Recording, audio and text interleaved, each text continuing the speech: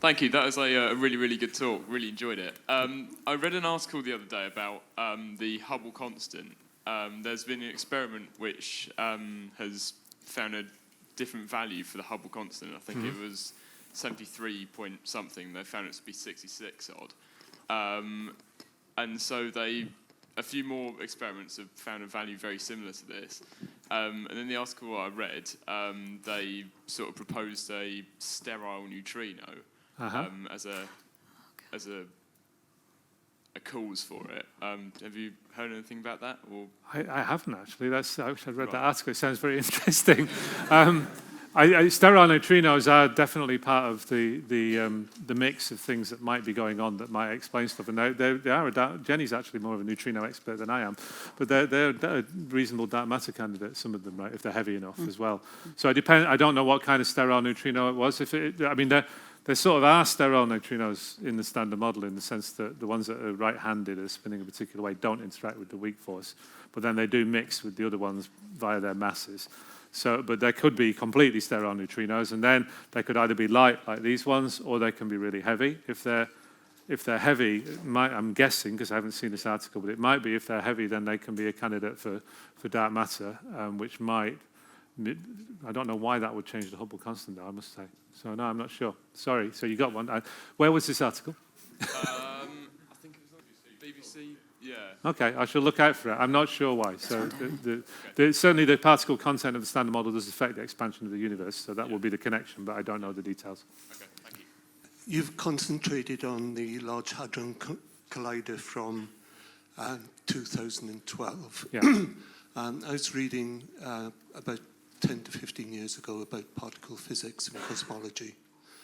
And there are various things that were postulated then of spatial dimensions of 10, 11, 25.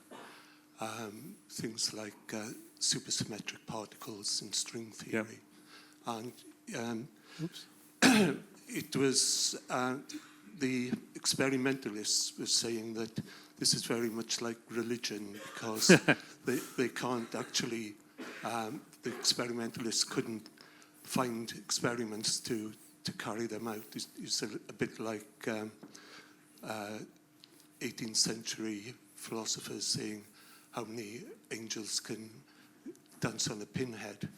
So I was wondering, using the Large Hadron Collider or other experiments, have the experimentalists come up to date with the theories and speculations now? So, okay, that's a very general question and a good one. I don't think it was ever fair to compare these people to, I guess it was theologians, because in principle, the theories are seeking to, there's a certain mathematical consistency being implied. But it's certainly true that theorists will and do postulate things that are out of reach of any current experiment. Now, some of the things you mentioned should not have been out of reach of the Large Hadron Collider. So supersymmetry was I was trying to look for the monsters so I could put them back when you were talking, but I'm not going to bother now. But one of the monsters out there was supersymmetry. There were various compelling, apparently, theoretical reasons that we might have seen supersymmetry by now at the Large Hadron Collider. It provides a good candidate for dark matter. It solves some, if it's near enough to the Higgs mass that you see it, then it solves some particular problems. We haven't seen it yet, and so that, as a theoretical idea, has suffered in terms of its credibility. So in that sense, these things are amenable to evidence because the fact that it could have been discovered, it could have been found, and it hasn't been, so it's hard to completely falsify it, but it's getting less and less credible, I would say. There's still a chance we'll find it, but it's lower. So, but on the other hand, supersymmetry, as a theory, doesn't have to be within reach of the Large Hadron Collider. There are other theorists who would say, well, supersymmetry could just be so far out of reach that we'll never actually get to it with an experiment. And similar things apply to, you mentioned extra dimensions, extra space-time dimensions. There were theories, respectable theories around that said, actually, if you have extra space-time dimensions realized within reach of the Large Hadron Collider, you don't need a Higgs boson. And a lot of people had reasons for not liking the Higgs boson. So it seems unnatural in the theory, according to some people. So it could have been that we'd found extra dimensions instead of the Higgs. We could still see them at the Large Hadron Collider. They're a lot less well motivated now because we've already found the Higgs boson. And also, they could, even if we don't find them, it doesn't mean that they don't exist. They could just be pushed further away. So you're always living on this kind of interface between ideas people can dream up, and the next stage of dreaming up an idea in science is, of course, how do I test that idea? And there are ways of testing that idea mathematically for mathematical consistency, and there are also, but the real arbiter in the end is testing it with experiment. And I think even the most abstruse and formal theorists who are looking for explanations always have the ambition in the end that if they find what might be going on at really high energies, they can use maths to follow its consequences down to observable consequences in everyday life. So you have to my mind, it's good that theorists are out there unconstrained by experiment initially, because that might be where the wild ideas come from, but they've got to in the end come down and be observable and testable if it's science. Okay. And they usually are.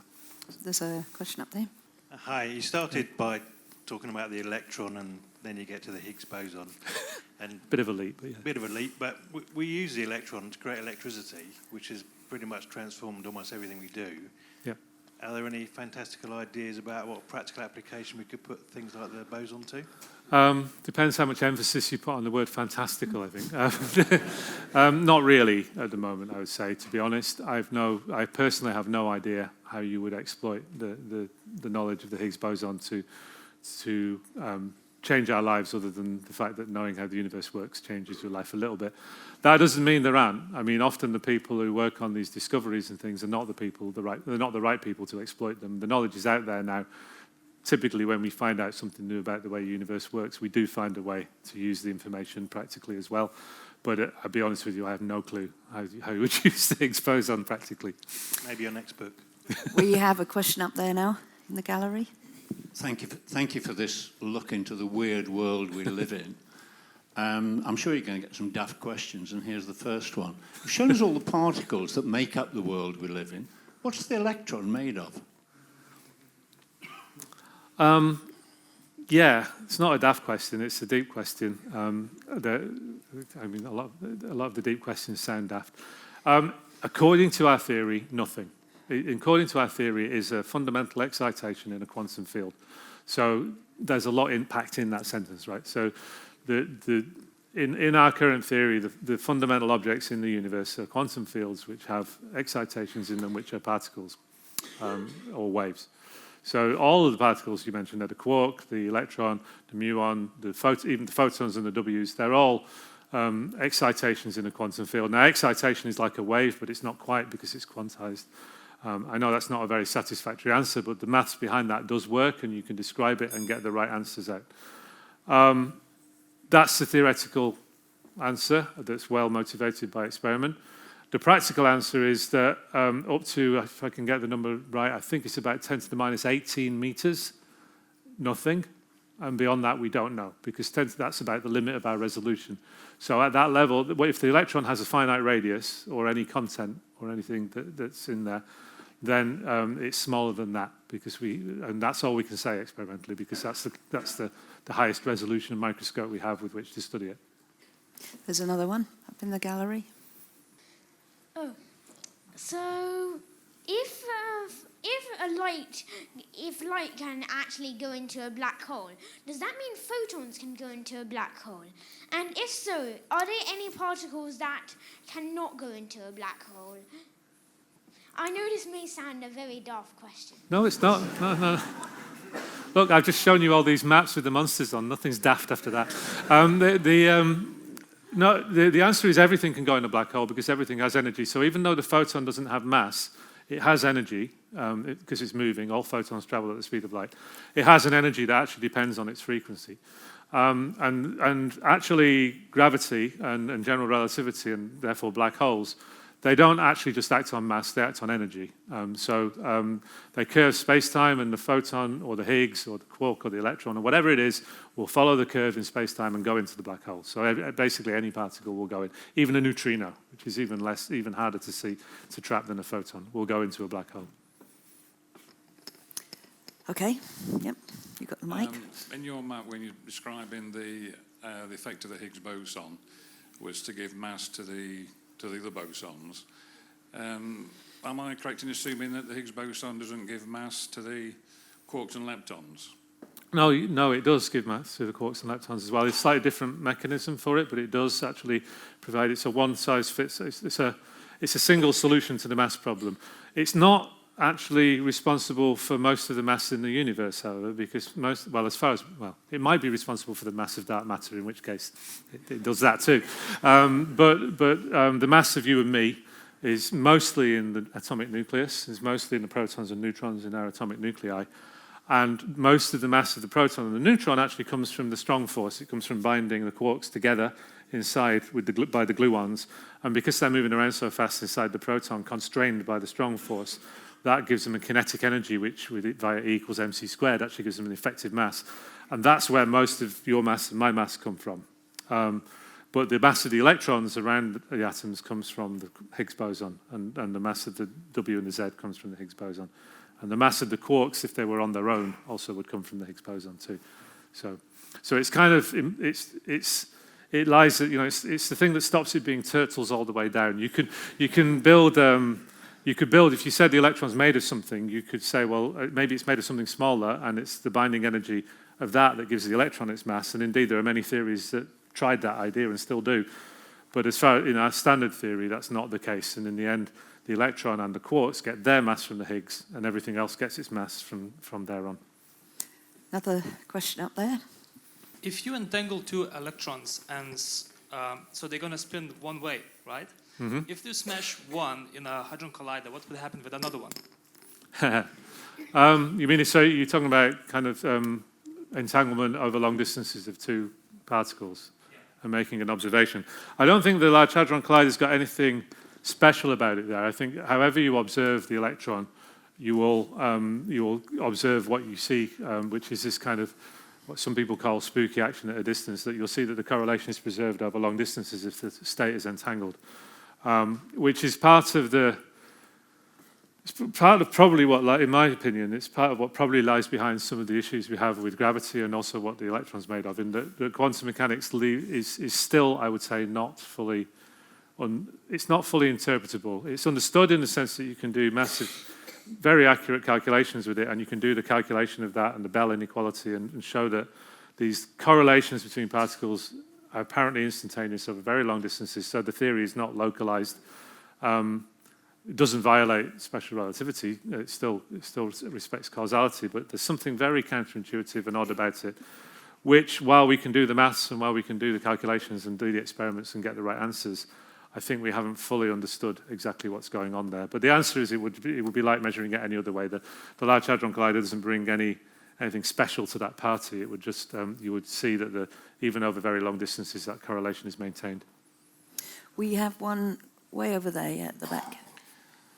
An amazing talk, and I like the size of the machine, and the machine seems to be getting bigger, which is as big as your ideas. But I was really interested in the translation in terms of miniaturization to human scale, and you kind of alluded to this kind of Lancastrian University wave and bringing things into smaller scale, and a little bit about its application in medicine on a human scale. I mean, how do we bring this down to a machine that we can actually use?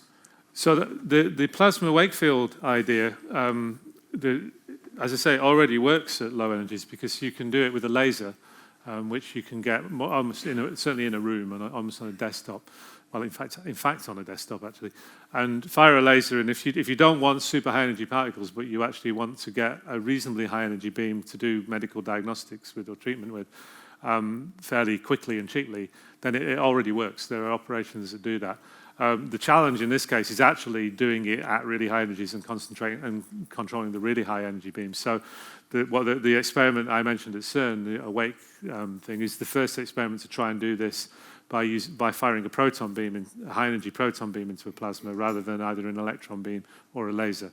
And there are challenges associated with that they're working on. So it's not, in that particular case at least, it's not a matter of doing the big thing first and then shrinking it. It's a matter of we already got the little thing going, and can we use this to cheaply get high energies? In other cases, the superconducting technologies that are in the Large Hadron Collider, those were industrialized to fill 27 kilometers of tunnel, and they're now, because of that, a lot easier and cheaper to make for other applications and shrink down as well. So it cuts both ways. We're living in this kind of heat bath of technological developments where you don't quite know who's going to come up with a good idea next, and everyone then leaps on it and tries to use it. There's one over there. So for when you showed the Feynman diagram, you said that because the photons are unobservable, it doesn't matter that what energy they have. Mm-hmm. And what mass they have, yeah. Yeah, what mass energy they have. But for E equals mc squared, when the particles are moving, isn't there like another term you add, like plus pc squared? Yes. Which is their momentum. Yes. So would that be able to change the energy at all? I mean, you're absolutely right that that's true, and the correct formula for a moving particle is we get it right now, is E squared plus P squared C squared, where P is the momentum, is equal to M squared C to the fourth. Okay, so the momentum makes the equation a little bit more complicated if you're thinking of mass the way we normally do as being the rest mass. Okay, so that's certainly true.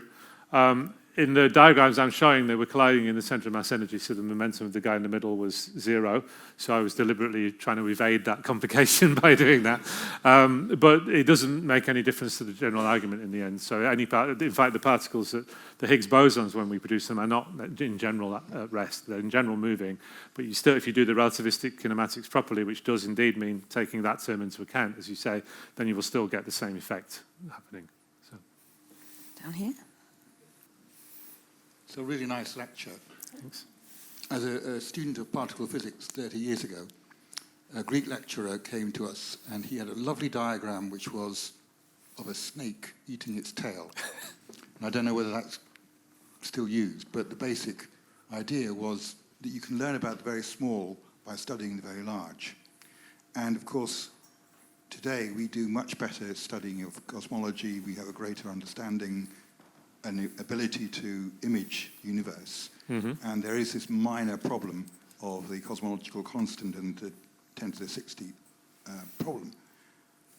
If I think about it in terms of your map, the question is... That's why I was trying to get the map back. Yeah, it isn't the islands, it isn't the land or the shape of the topography, it's the map itself that might actually be wrong. You're drawing it on the wrong paper. Mm-hmm. So I just wonder whether that has... I mean, I quite like...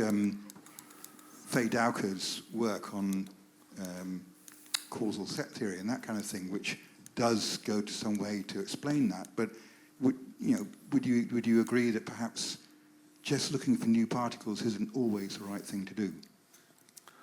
I would most certainly agree with that. This is one of the frontiers of knowledge. It's not the only one. And there are other things going on which might change this. I would say, first of all, on the snake eating its tail thing and the connection between the very large and the very small, that's definitely intrinsic in here. The world is not flat, okay? So if you carry on far enough east, you get to the west again. So I mean, there's some truth in that, and the analogy sort of works there in the sense that when we're studying the fundamental forces of nature and whether there's dark matter and where the antimatter went, we are actually asking cosmological scale questions as well. So that there is a connection between the very large and the very small there intrinsically. But as I alluded to actually in the answer to the question about the entanglement, I think we've gone a long way with a workable quantum field theory that you can just shut up and calculate. I think it wasn't actually Feynman who said it, but he definitely thought it. Because it gives the right answers. And I think we may have, there's some kind of return to fundamentals of actually, is quantum field theory the paradigm that has to change, in fact? And that might well be the case. I'm not, it's well beyond my theoretical depth, but I think maybe we're seeing that. And one of the things actually going on in our department at UCL and in other physics departments around the world is there's a new interest in the fundamentals of quantum mechanics arising because of ideas about quantum information. And they often sell it to the funding agencies as building a quantum computer, but what they're actually trying to do is understand entanglement and understand, well, they're also trying to build a quantum computer, but there's a lot of fundamental physics in there. It's more than just a new form of computing. It's really trying to understand what's going on in quantum mechanics properly. How does entanglement really work? How does observation really work? And I think there might be things coming out. It was very unfashionable for many years to argue about the fundamentals of quantum field theory and the fundamentals of quantum mechanics, and I think that's changing as well. Maybe in part because we're actually not finding anything new in the ocean to the east, and I think that's very healthy, and I think there's some diversification there. But I wouldn't like to predict what's going to happen next. Question over there. Hi. Thank you for a really interesting lecture. I would just like to know, if you were in front of a board of a load of extremely sceptical, austerity-driven politicians and members of the public, how would you persuade them that funding should continue / increase for these lovely designs that you showed us at the end? Okay, if I had to do it as a kind of elevator pitch, I would do two things. One, I would say, don't ask me, ask the CBI. Ask the business, because they will vote in favour. And their motivation is often not so much the technologies we do, and certainly not the Higgs discovery itself, but the fact that this is a living edge of a very important science. And if the edge of the science dies, the science dies. And you stop getting students in it, you stop training people, the intellectual excitement of physics disperses. And I think that's true. We're not the only intellectually exciting bit of physics. The quantum technologies are also, for instance, but we are a very important one and a very high-profile one. And if you kill that, you send a very strong message to people that physics is dead, actually. And it shouldn't be, and it isn't unless we kill it. So that's one thing. The follow-up would be, who wants to build the next big machine? We'd like to build it in the middle of Europe because we have the world-leading facility in the middle of Europe right now. Who else wants to build it? The Chinese. Why do you think they want to build it?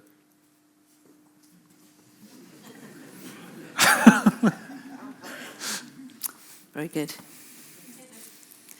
There's one just behind you. Thanks very much.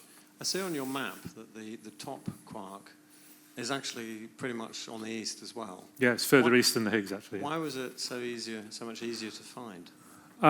Because certainly, first of all, it wasn't that easy. We only found it in 1996, and it was quite hard. But the reason is because it's because of the way it's produced and the way it decays. So the top quark will decay very quickly, as does the Higgs, but it will decay to producing a W boson most of the time.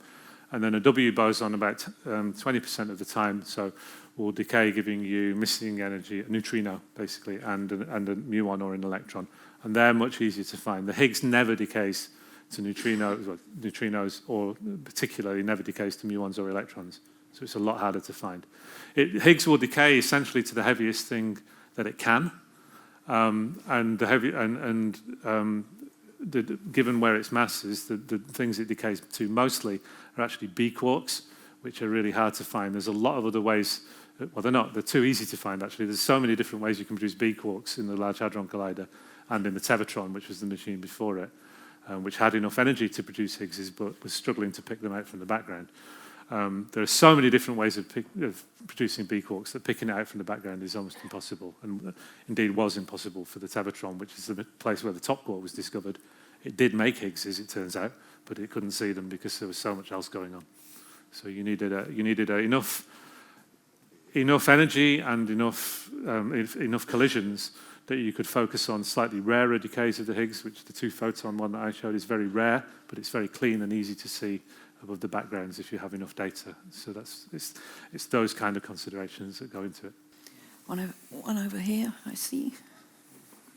Hi, I was just wondering what it is you do in your everyday job other than lecturing students and writing books for the public in terms of the research at Atlas. Okay, in terms of, I was going to say, okay, so I won't tell you about UCL's physics budget at the moment. In terms of research, what I'm actually doing, what I showed you actually was, because I'm indulgent like that, I showed you a plot from one of my latest papers. I'm actually engaged in doing this. Maybe it's not worth getting to it, but that's from one of my papers. So what I'm working with various colleagues and a PhD student of mine, we're trying to take the precision measurements that have been made at the LHC, not looking for particular theories, but just looking at all the measurements that have been made. I'm also working on making some of those measurements, but in particular in pulling them all together and then comparing them with different theories. So rather than saying, this is what the theory's saying, this is what you should go look for, and then you go look for it, and you either find it or don't.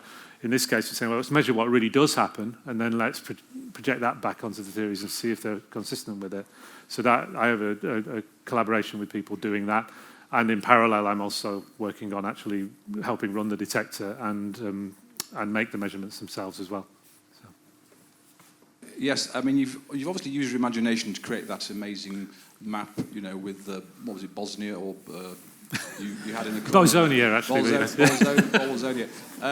I mean, the question really is, how important is vivid imagination to a particle physicist working at the Hadron Collider or in that field? There are a lot of us, and you'd probably get a different answer from different physicists, I think. So I hesitate actually to speak for all of us, but for me it's quite important for what I do. I have to I'm not a very mathematical thinker, bizarrely. It may sound like an odd thing to say, given that it's a big part of what I do. But I have to build pictures in my head and use imagination that way. That's why the maps are kind of natural to me. I like that kind of thinking. And so for me, it's really quite important. I have an ongoing kind of intuitive picture of what's going on, which I'm aware is on your picture and is wrong in some instances. And you're continually testing it against the actual theory and the actual data, but nevertheless, to me, that's kind of important. I think there are other people where it's really not important at all. It's like that, what is, and that's it, and I get on with that. But it's, you know, there are 3,000 people on my experiment, and I think there's a lot of very different people involved. Well, you were talking about funding, and you were talking in your talk about all over the world. Now, how much of that research was done here in the UK, how much was done in CERN, and how much was done throughout the rest of the world? Another thing I wanted to know is, some of that stuff you put up there, it was dated years ago, like 2012, 2013. Will that research still be relevant in 20, 30 or 40 years' time, or will there be further research that will outdate that stuff, you know, in the near future? Okay, two good questions there. So the CERN is a European organisation of which the UK... I know, they used to work in Geneva. There you go then. So UK government funding might not be... Well, The UK funds about 10% of CERN at the moment, and we built large pieces of all 4 experiments, which is on top of that. So there's something like 20-odd universities in the UK have made major contributions to all 4 of those things. I think in general, I think on my experiment, we're about 20% of the experiment. On the other one, we're significantly smaller. We're about 5% of the experiment, I think, with, you know, other European countries, but also on the experiments, the Americans are big players in all the big experiments. The Japanese, the Chinese, the Russians are all involved. So the lab defines the program and builds the accelerator with contributions from other people. But the experiments themselves are fully international. They're not just European, they're fully international. The cost to the UK taxpayer of the whole deal is something about £3 a year per person. I would do the European taxpayer because it's spread out across the whole of Europe. So that's that bit. About the relevance, that actually comes back directly to what am I working on. So there are 2 ways. If you're doing a search for a new theory and you rule it out, the shelf life of that result is quite short because you look for that theory because it was interesting. The moment you rule it out, it's no longer interesting. So in a way, that result gets superseded. If you measure what's actually happening, then that's new information that sticks around unless someone measures it more precisely later. And it's no guarantee anyone will do any of this ever again, certainly not at these particular energies with these particular beams. So then that stands. And one of the plots I showed you was the Z peak, which had measurements from experiments going right back to 30, 40 years and all across. And it's still the best information we have about something really important and fundamental. And the results on the Higgs will stay like that, I think, unless we supersede them ourselves with even more precise results, which we're doing generally. But even there, the results on the Higgs cross-sections, the probability of producing Higgs with 8 TeV proton beams, we're not measuring that anymore because we've got 13 TeV centre of mass energy. So they stand. They're real phenomenological information about important stuff that goes on in the universe that will stand forever, as far as we can see. Okay, any other questions? Hello. I visited CERN about 3 years ago, not long after they discovered the Higgs. And one of the things we were told was that the information that was actually used was very, very small compared with the amount of information that was actually available. And what I couldn't understand was, if all that information is disposed of effectively, is there perhaps something buried in there that would take things forward without actually spending a lot more money or a lot more energy? That's the kind of thing that loses us sleep at night. So, I mean, the simple, quick answer would be there almost certainly isn't, because we keep most proton collisions of kinds that we've seen many of before, and we understand them. We have measurements that are way more precise than our theory on those. So even if we saw an anomaly, we wouldn't know what was going. We wouldn't know how to interpret it. And also then they in general involve lower energies, lower momentum transfer, so lower energy transfer. So they're not in the interesting regions of the map. That is a little glib, because you can always imagine something that will change that idea. And we do try hard to look at it. And one of the things that's going on at the moment, which is interesting, is the whole idea of machine learning and data mining. And we just actually, again at UCL, we just set up a doctoral training centre that's doing that, where we've actually got a PhD student now who's working at trying to predict when Victoria Line trains will need to go into maintenance by looking at masses of data on the operation of the train. And because there's a commonality, this is a very common problem basically that in science and in engineering and all around, is that we're overwhelmed by data, and we need to pull in tools that will allow us to look for things that we hadn't thought of. So we're very generic. We're not just looking for a particular theory. We're much more generic than that. We're looking for events where there's been a lot of energy exchanged between the protons, for instance. And we have all of those, and we're looking through that data very carefully. But that's not to say, I don't want to say, we were always worried that we might have missed something, and we're looking at the moment, one of the ways forward is to start trying to improve the kind of machine learning tools and AI stuff that we can unleash on it, which is, of course, another interesting technological frontier as well. But okay, John.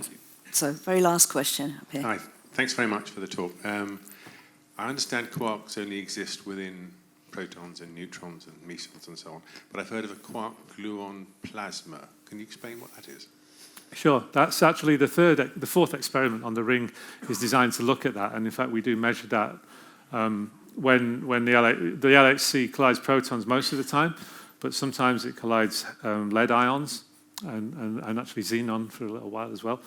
And the reason for that is actually to produce this quark-gluon plasma. So what that is, so a plasma is when you superheat a gas of molecules or atoms so that some of the electrons are freed. There's enough ambient energy around that what would have been a tightly bound electron is actually freely moving through the plasma now and bouncing off other electrons and atoms around.